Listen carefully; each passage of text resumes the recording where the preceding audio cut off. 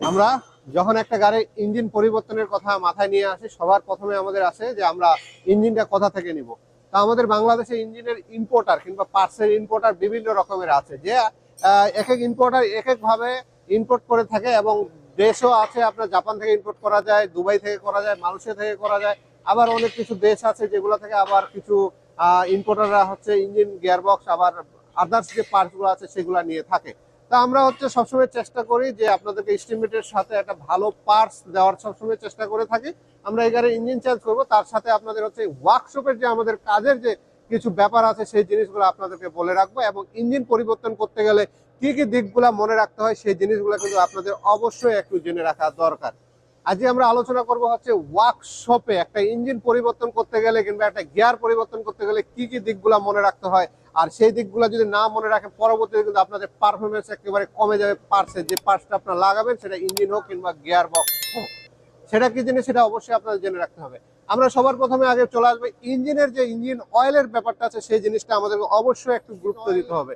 আমরা যখন ওয়ার্কশপ থেকে একটা ইঞ্জিন চেঞ্জ করতে যাই, তখন কিন্তু ইঞ্জিন অয়েলের যখন ব্যাপারটা চলে আসে, তখন কিন্তু আমাদের মাথায় একটা জিনিস চলে আসে যে ইঞ্জিন অয়েলটা আমরা হচ্ছে মাত্র 500 কিলোর মধ্যে চালাই ফেলে দিব। তো আমরা একটা কম দামি ইঞ্জিন অয়েল লাগাই, সেক্ষেত্রে যদি আমরা যদি 500-র মধ্যে ফেলে দেবো, তাহলে কম দামি লাগাইলে হবে, এর পরেরটা আমরা বেটার লাগাবো। কিন্তু এই ডিসিশনটা সম্পূর্ণ রং। সেটা আপনার আমাদের মতন ওয়ার্কশপ থেকে কিন্তু আপনাদেরকে জানায় দেয় কম দামিটা লাগানোর জন্য। কিন্তু আপনি যেহেতু আমাদের ভিডিও দেখতেছেন, আপনাদের এটা অবশ্যই জেনে রাখতে হবে কম দামে ইঞ্জিন অয়েল আপনারা কখনো ব্যবহার করবেন না। অবশ্যই যে ইঞ্জিন অয়েলটা আপনি রেগুলার ব্যবহার করবেন, সেই ইঞ্জিন অয়েলটাতে ইঞ্জিনটাকে রেডি করবেন। দরকার বলে আপনি 500 জায়গায় 300 কিলো চালার পরে ফেলে দেন। ফেলে দেওয়ার পরে হচ্ছে আপনি আবার পরে যেই অয়েলটা ব্যবহার করেন, সেই অয়েলটা আবার রিফিল করেন। 1000 কিলো পর্যন্ত আমরা বলে থাকি, 1000 কিলো পর্যন্ত চালাইলে কোনো সমস্যা হয় না। 1000 কিলো চালায় আপনারা ফেলে দিবেন। তারপরে চলে আসে ইঞ্জিন চেঞ্জের সময় অবশ্যই আপনার ইলেকট্রিক যে ওয়ারিংটা আছে, এটা নতুন করে সেট আপ করে নেবেন অরিজিনাল ভাবে। কোনো মোটিভেশনে যাবেন না, একেবারে অরিজিনাল যে ওয়ারিং থাকে সেই অরিজিনাল ওয়ারিং করে নেবেন। যে লাইন যেখানে যাওয়ার কথা সেই লাইনটা সেখানে দিয়েই আপনারা হচ্ছে ইঞ্জিনটা কমপ্লিট করে নেবেন। সেক্ষেত্রে আপনার গাড়ির কোনো রকমের ইলেকট্রিক ইস্যু হবে না। আর যদি ইঞ্জিন এর যদি ওয়ারিংটা যদি আপনি যদি কমপ্লিট না করে নেন কিংবা নতুন করে সেট আপ না করেন, সেক্ষেত্রে জ্যাকগুলা এবং তারগুলা হার্ড হয়ে যাওয়ার কারণে আপনার কিন্তু গাড়ির ইঞ্জিনের বিভিন্ন রকমের ওয়ারিং এর কারণে হচ্ছে সমস্যা দেখা দিবে।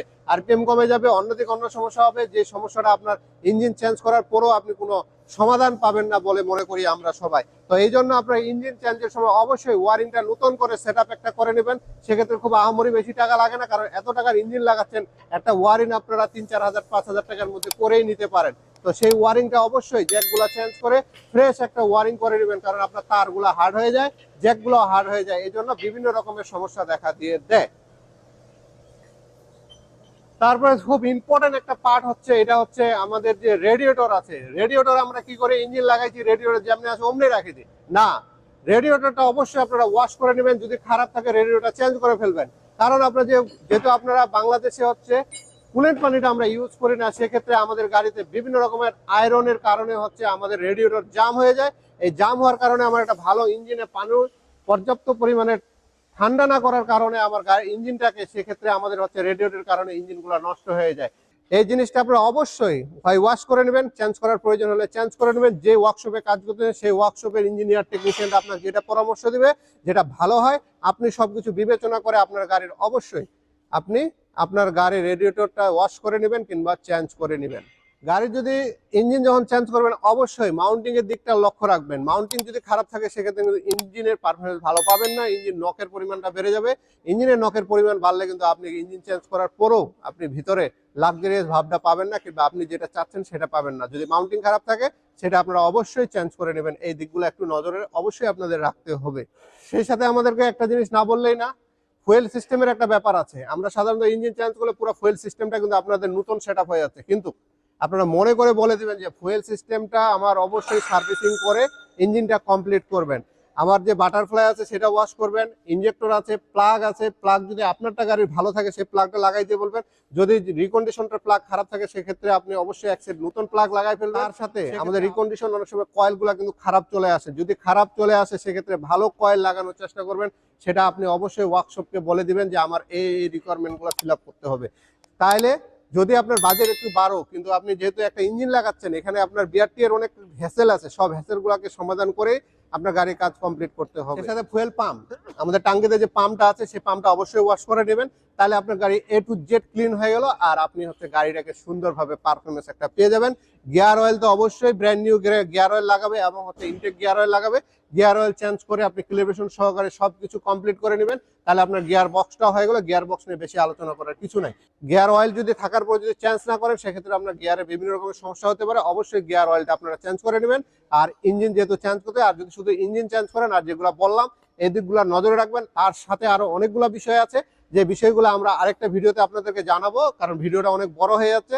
সেই জিনিসগুলোকে লক্ষ্য রেখে আপনারা আপনাদের গাড়ি চালাবেন। মনে হয় না আপনাদের গাড়ির ইঞ্জিন চেঞ্জের সময় কিংবা ইঞ্জিন চেঞ্জ করার পরে আপনাদের গাড়ির 2 থেকে 5 বছর পর্যন্ত কোনো রকমের হ্যাসেল পোহাইতে হবে। কারণ সাধারণত আমরা একটা গাড়ি কিন্তু ইঞ্জিন চেঞ্জ করার পরে 5 বছর পর্যন্ত আমরা বলে থাকি যে এটাতে আর কোনো প্রবলেম হবে না, বলতে 1 লাখ কিলোমিটার পর্যন্ত। তো যাই হোক, ইঞ্জিন চেঞ্জের কোনো এগুলো এখন ওয়ারেন্টি গ্যারান্টি কেউ দিচ্ছে না, আমরাও দিতে পারতেছি না ওইভাবে। তারপরেও আমরা লাগানোর পরে 15 দিনের একটা এক্সচেঞ্জ অফার দিয়ে রাখি। যদি কোনো সমস্যা হয় ইঞ্জিনের, যে ইঞ্জিনটা চেঞ্জ করে দেওয়ার প্রয়োজন, আমরা 15 দিনের মধ্যে ইউজ করার পরে যদি সমস্যা হয় সেটা আমরা চেঞ্জ করে দেবো। তো এরকম আপনাদের টুকটাক কাজ করার প্রয়োজন হয়, যদি আমাদের কাছে করতে চান করতে পারেন। আর যে জায়গায় ভালো কমফোর্ট ফিল করেন সে জায়গাও করবেন। আর আমাদের কাছ থেকে এস্টিমেটটা আপনি নিতে পারেন। যদি আমাদের এস্টিমেট আর পার্টস যদি আপনার কাছে অথেন্টিক মনে হয় আমাদের কাছ থেকে নিতে পারেন। স্পিড অটো কেয়ারের জন্য সবাই দোয়া করবেন। আর আপনাদের সাপোর্টে স্পিড অটো কেয়ার এতদূর আগাইতে পারছে। সবাই ভালো থাকবেন, আমাদের জন্য দোয়া করবেন। ধন্যবাদ।